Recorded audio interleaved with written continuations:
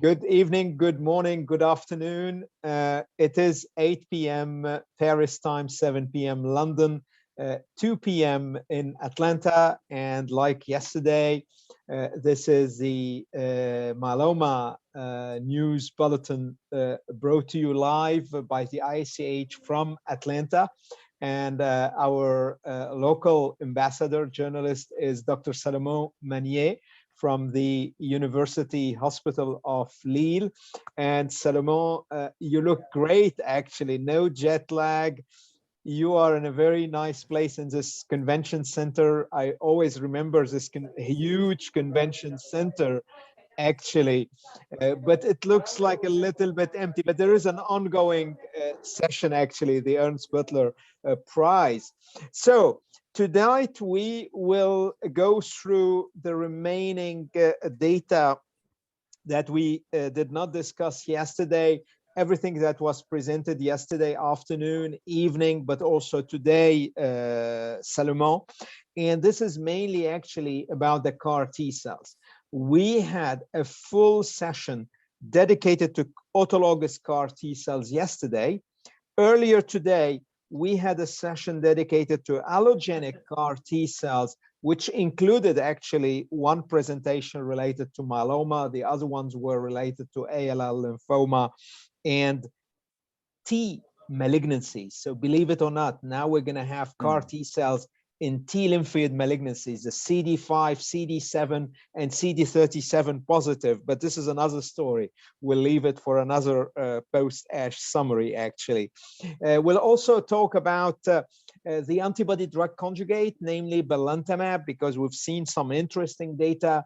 The new cell modes, iberdomide, or iberdomide, if you prefer, I pronounce it the French way. Also, lots of new data. So let's start, Salomon, with the CAR T cell session. We had the fantastic update about CARTitude, the cilta-cel, and I've seen already tweets saying, oh, the myeloma doctors will lose their job.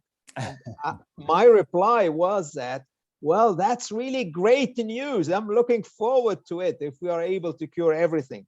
Then we had the BB2121-7 construct discussed by Dr. Nupur Raj. The gamma-secretase inhibitor story is also very exciting. We heard about an academic CAR T-cell construct from Barcelona. Very fabulous story. And we can do CAR T-cells in the academia. So you can start, Salomon. You can start with whatever you want. No, absolutely.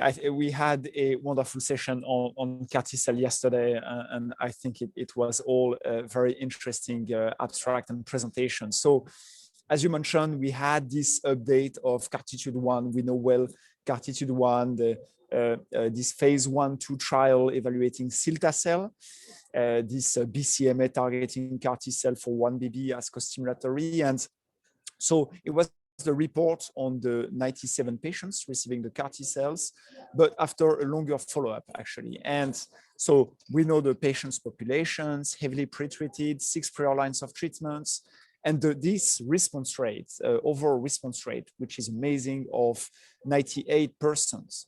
They actually told us yesterday that only 2 patients didn't respond, and one of them was actually non-evaluable initially, and but he remained in response. So it's almost all the patients that have a response, which is of course amazing.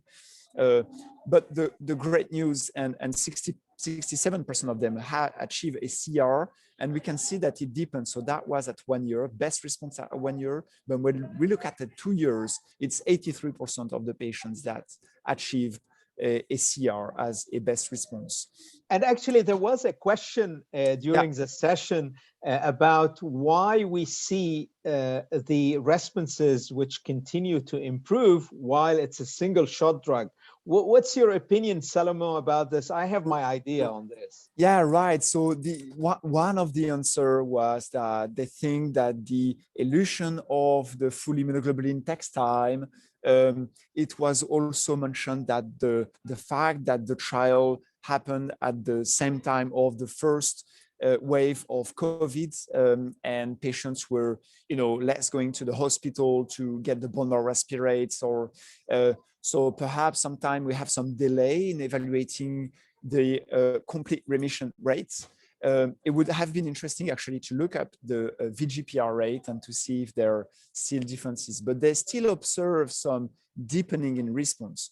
And my guess, and you can share yours, my guess would be that by infusing this CAR T cell, of course, we have a direct effect on the tumor, but it also probably activates the immune system of the patients. And we have this delayed also efficacy of the own immune system of the patients after this, cytokine release and activation of the whole immune system.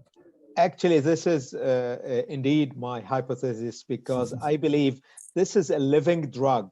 So it's not about only it's a single shot infusion like you give a pill or a vial.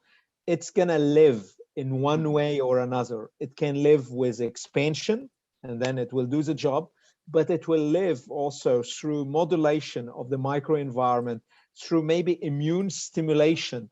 And actually, one good example about immune stimulation is CRS. What's CRS? Is simply putting the immune system on fire.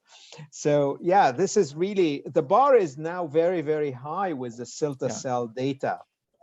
And the last thing to mention, which is perhaps the most important, is that you remember that we had a median PFS of cilta-cel. It was almost 24 months.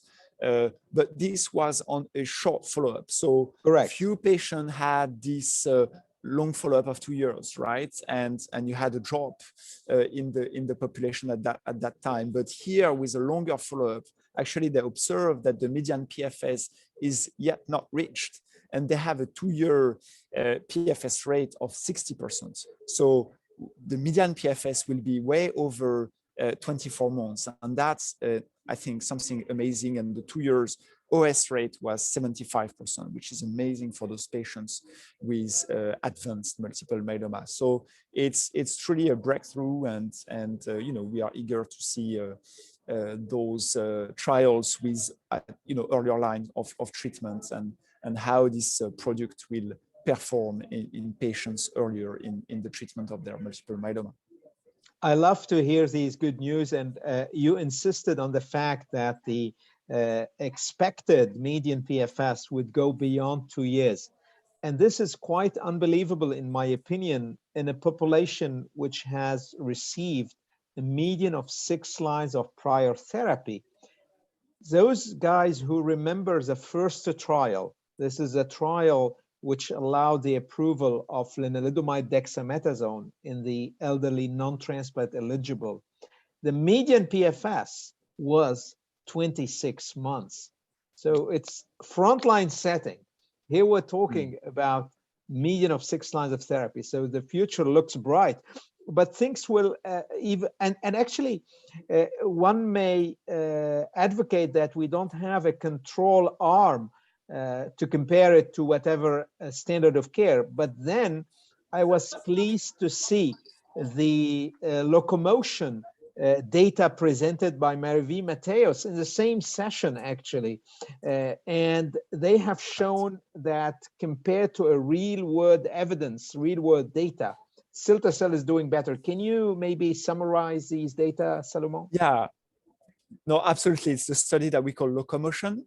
It was a prospective real-life trial where patients were including in exactly the same criteria of inclusion-exclusion as CARTITUDE-1. So it was intended to be compared to CARTITUDE-1, the patient population of CARTITUDE-1. So they included 246 patients. Those patients were treated outside of a clinical trial, so what we call real life, and they compared the outcome of those patients. Of course, response rate, CR rate are much higher with CARTITUDE-1, but the PFS as well, with a hazard ratio of 0.15, which is highly significant, and the overall survival, which is probably the most important, with a hazard ratio of 0.38, which is strongly significant. So that's a good information. It's not a direct comparison. We need to acknowledge this, but it's still a kind of comparable population of patients. And it has been done prospectively, simultaneously. Absolutely. Obviously, Yeah. there are some flows in like in any whatever registry-based, I would say, comparison, but it's a good step in the right direction. So that was the cartitude story and the cilta-cel. But I believe that we will continue to improve the CAR T cells because we heard about by Dr. Nupuraj, the BB21217 construct. It's a sort of a more fancy ID cell construct. Maybe a few data. No, absolutely. It was also a very interesting abstract and report. So we knew in the past meetings, in the past years, we followed this BB21217 trial. So just to remind everyone, so the construct is BB2121. It's the same construct, but during the manufacturing, they use this PI3K inhibitor that in the intent to push the T cells through a more memory phenotype. This was based on preclinical data where you can observe that you have more of those memory T cells when you use this PI3K inhibitor. So during the manufacturing time of BB2121, they add the PI3K inhibitors, they generate the same number of cells, the infusion number of infused cells is 450 million as a target dose. They tried in the trial different dose, 150, 300 million, and 450 as for BB2121. And here we had a longer follow-up. So we have 72 patients reported in the trial. Again, they had 6 prior lines of treatment, so heavily pretreated. We have a very interesting response rate of 74% at the highest dose, the targeted dose of 450 million. CRS is what we observe usually, 75%. Usually grade 1 and 2. ICANS is 10 to 15%, and again, like low grade usually. And the median PFS actually was 18 months. And of course, we have in mind, so at the dose of 450, and we have in mind the data of BB2121. So without this PI3K inhibitor during manufacturing, with a median PFS of 12 months. So it seems that with this new strategy to improve the manufacturing of the CAR T cells, we can push the PFS of those patients. And it was also very impressive to have this data that Nopur showed at the end of the presentation, that the persistence of the CAR are quite impressive, because in almost all the patients, after 2 years, we can still detect some CAR T cells. So it's a very interesting strategy, and perhaps other can use the same to improve the efficacy of CAR T cells. Actually, it's definitely a proof of concept that we can allow these cells to live longer and longer. And my best guess is that we're dealing at present with the first generation of CAR T cells, but in 5 years, that's going to be history, and we'll have more and more novel approaches. And one of them used to refine the CAR T cells, and that was also in the same session, Salomon, with the use of the gamma-secretase inhibitor. Can you just remind our audience the role of this gamma-secretase, which is coming, in all the CAR T cell construct, not only in myeloma, actually? No, absolutely. So again, they use here BCMA targeting CAR T cell, but they before and after the infusion, they use this gamma-secretase inhibitor. So what's the role of this is this gamma-secretase has the property to cut BCMA, the molecule of BCMA, at the cell surface of the myeloma cells, and it gives rise to the soluble BCMA. And there is the assumption that if you have a lot of soluble BCMA, perhaps it can induce a kind of shedding of the CAR T cells. So it will bind to the receptor of the CAR T cells, the antibody of the CAR T cells, and it will not bind to the tumor cells. So it can block a little bit the activity of the CAR T cell if you have this high rate of soluble BCMA. So to avoid this, there is some effort, and this one was a nice example of using this gamma-secretase inhibitor, and they showed very nicely that you increase the concentration and the expression of BCMA at the surface of the plasma cells. So potentially you can improve the efficacy of the CAR T cell. So it was preliminary data. 18 patients were reported. They were actually had received a median of 10 prior lines of treatment. So truly late advanced disease. And it was interesting in terms of response rate, 89%. And on this small number of patients, just one thing that we will need to watch in the future is that they have quite a high rate of neurotoxicity and CRS. It was almost 66%. So 2/3 of the patient had this neurotoxicity. So is it the CAR T cell? Is it just a small number of patients? Or is it that the gamma secretase inhibitor has a role in this? So this is to be understood. Wonderful. But then one of the criticism that is coming frequently, and not only for myeloma, but myeloma is really on the top of the list, is that all of these new drugs, new cells, all of these innovations are very expensive, not easily accessible for everybody, not affordable. And then I was very pleased to see in the same session, at the same time, a presentation from the Barcelona colleagues, the Hospitale Clinic, who presented a super phase 1 study using an academic autologous CAR T cell directed against BCMA with some amazing results, and which can be delivered more quickly. I think roughly 22 days, whereas we're dealing with almost 35 to 40 days with the commercial ones. Can you please summarize this? Because this is Certainly really crucial for all of us in the community. No, I think it was amazing to see. And, you know, we can say a big congratulations to our Spanish colleague for this achievement, because it's, of course, a lot of work. So yeah, indeed, they designed this BCMA targeting CAR T cell with 4-1BB costimulatory domain. So the same second generation kind of classical CAR T cell for multiple myeloma.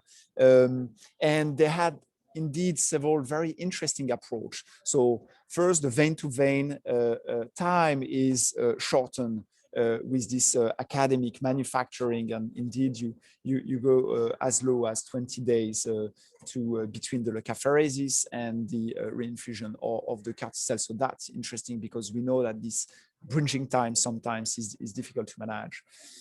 Something else that was, I think, very interesting is that they don't reinfuse all the CAR T cell in one time, but they split the dose actually with a schedule of 10%, 30%, and 60%. Initially, it was in a week, and then after they did day 1, day 2, day 3. And potentially they limit the toxicity and the CRS rate with this approach. And indeed, they had quite low number of CRS and almost no grade 3 or more CRS and no neurotoxicity. And actually, this has been shown, Salomon, in other studies a couple of years ago in lymphoma and ALL, where when they have splitted the doses, you decrease the toxicity without loss of efficacy. So very smart and cheap way, actually, to avoid toxicities. Absolutely. And what they did as well, and this is a little bit unique, they also infused a second dose to the patients after 4 months. So it's difficult to evaluate the impact. We know that the CAR T cell, we have less expansion for this second infusion 4 months later, of course, because there is less expression of BCMA. They are in deep response.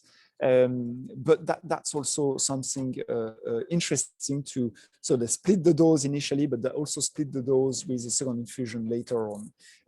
So difficult to evaluate the efficacy of the second dose, but at least they had very impressive response rate with 96% of overall response rate and 63% of patients achieving at least a VGPR, which is for an academic product, very, very impressive.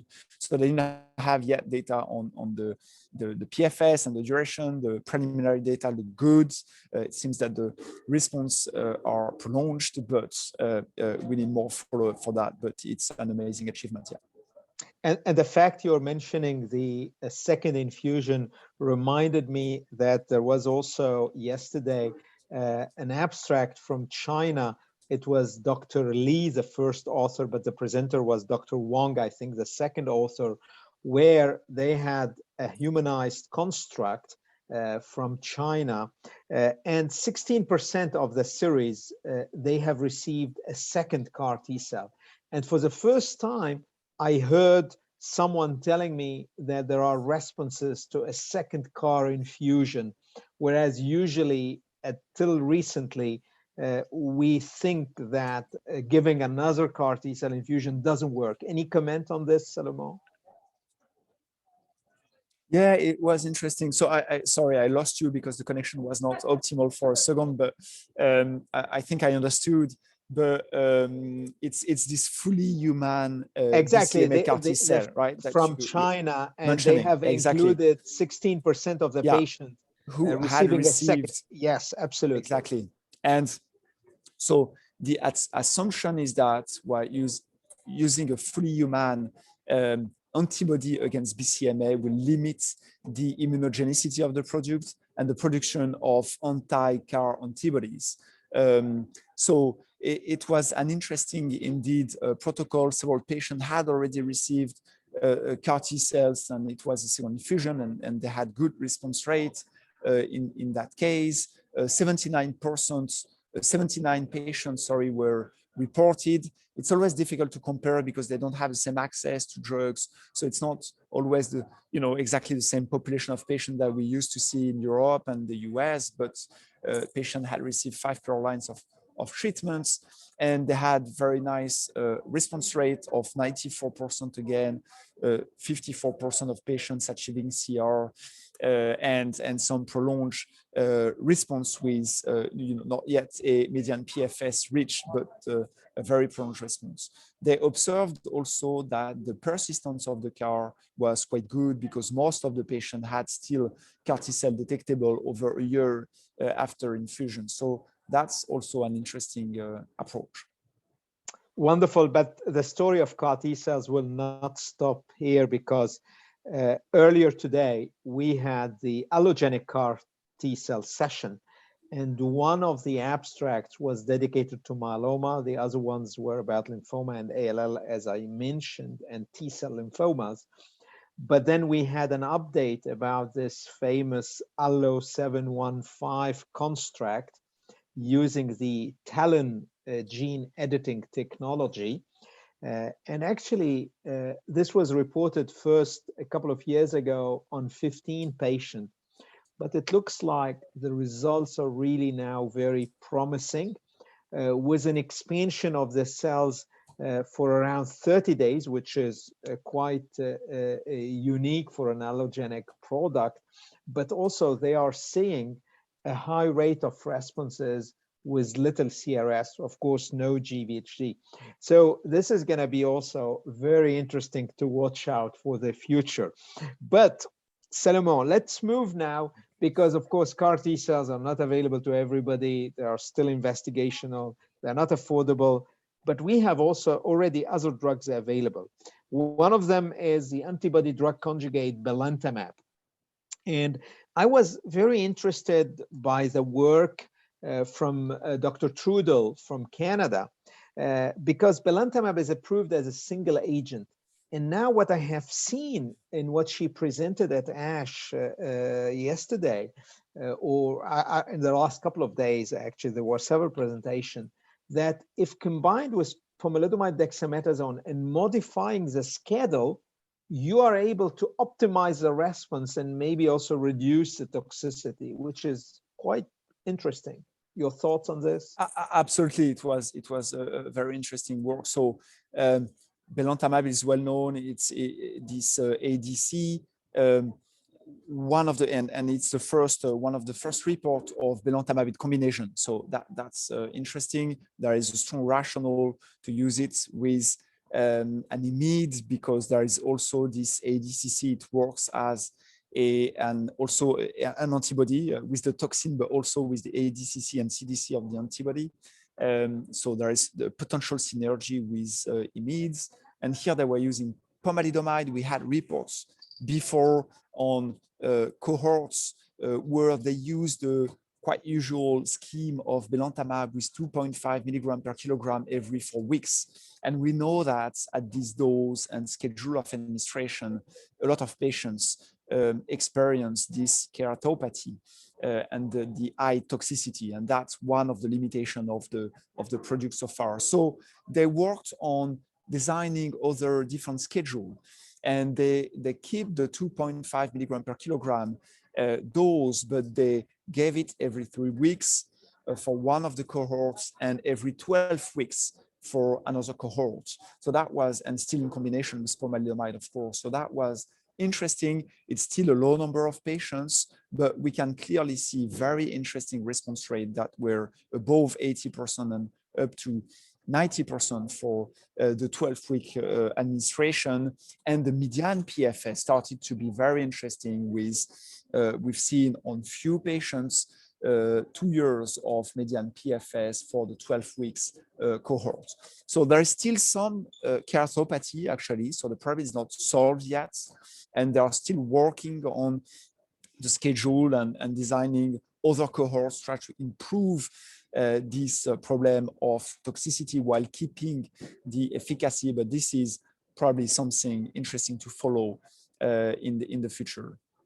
Fantastic, Salomon. Thank you so much. We still have another couple of minutes. And by the way, I do apologize. We have received dozens of questions, but the concept of this broadcast is not to take questions from the audience. So I do apologize that I'm simply dismissing the questions. Nevertheless, these are extremely important questions you're asking. We had a question about the DREAMM-9 trial. We had a question about the steroid-free combinations in TRIM trial with talquetamab, teclistamab. We had a lot of questions. These are gonna be discussed. We'll announce in a few days the usual big post-ASH debate. We'll have more than half a dozen of experts, including Dr. Manier, and they were all set around the table, and we'll go through in 2 hours, we'll go through all the data, and you will be able to ask your questions. So please stay tuned. So one last word, Salomon, about iberdomide. We had the grandfather thalidomide, the father lenalidomide, the son pomalidomide, now the grandson a cell mode called iberdomide. And Dr. Lonial presented what I think are really interesting data because it's a pill. It works very well. Safety profile looks like similar to lenalidomide in terms of cytopenia, maybe a little bit more cytopenic. Any thoughts on this, especially that once we have used all the anti-BCMA drugs and the anti-CD38 drugs, we will need some agents, and iberdomide can be useful there. Absolutely, it's always interesting to see this new drug. So we call this now Salomon and not IMiDs. It's a new name. It still works with cereblon, and it has the same. The power of marketing, Salomon. Yeah, right. The power of marketing. Same mechanism of action through IACH1, IACH3 that we know. But it was interesting. Again, it's like late stage population of patients. Most of the patients were refractory to lenalidomide and pomalidomide, so other IMiDs.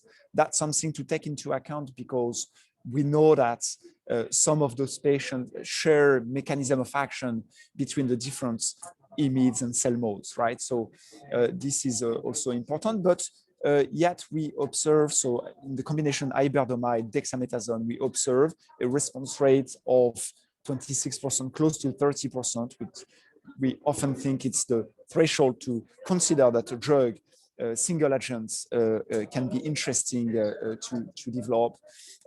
We've seen some indeed neutropenia and infection that we see with other IMiDs as well, so was consistent, perhaps a little bit more, but definitely an interesting option for combination in the future. And we also can consider that we have more and more immunotherapies, and those immunomodulatory drug will be also interesting to combine with immunotherapy. So that's, of course, a new option of interest.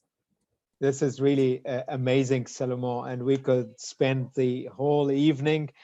I know it's still early afternoon for you. For us, it's late evening. I'd like to thank you again for really playing the game very well, Salomon, and being our ambassador, reporting live from ASH 2021. We're missing you guys in person, but definitely this digital world is allowing us to keep with the pace of the science and research. I think the day didn't finish for you, Salomon, because you still have some myeloma sessions.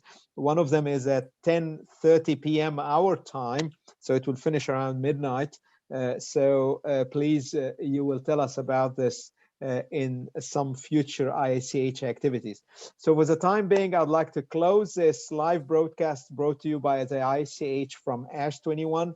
Thank you so much, Salomon. Thank you for being loyal to the IACH activities. I hope you have enjoyed this concise, quick summary of the hottest topics about myeloma at ASH. Salomon, please stay safe. Put back your mask, please. Absolutely. And I wish you safe travel. And wherever you are, please stay safe and keep well. Thank you very much. Thank you. Bye-bye.